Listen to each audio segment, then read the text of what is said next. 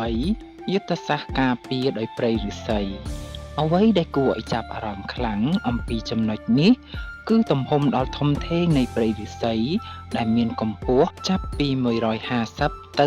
160ម៉ែត្រវាពិតជាគួរឲ្យភ្ញាក់ផ្អើលក្នុងការពិចារណាលើព្រៃឫស្សីដ៏ក្រាស់ដែលមានកម្រាស់មិនគួរឲ្យជឿបែបនេះដែលត្រូវបានដាំដោយចេតនាជុំវិញរាជធានី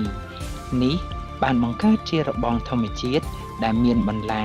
ដែលមិនអាចទម្លុះបានដោយអ្នកឈ្លានពានមួយណាឡើយគុម្ពឫស្សីដ៏ធំទាំងនេះត្រូវបានដាំនៅតាមបណ្ដោយ3ជ្រុងនៃរាជធានីខណៈដែលជ្រុងខាងកើតត្រូវបានការពារដោយធម្មជាតិដោយបឹងធំមួយនិយាយពីភាពវៃឆ្លាតក្នុងការអនុវត្តជាក់ស្ដែង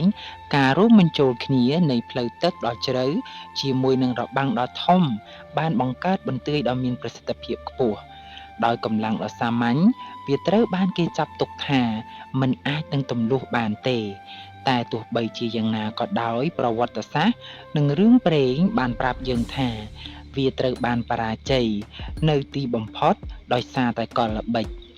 ព្រោះអ្នកឈ្លានពានបានទម្លុះវាតាមរយៈការបាច់ប្រាក់ចូលទៅក្នុងគុម្ពឫស្សីដែលបោកបញ្ឆោតអ្នកការពារឲ្យកាប់ឆ្ការការពារផ្ទាល់ខ្លួនរបស់ពួកគេដើម្បីជំរើសយកលុយ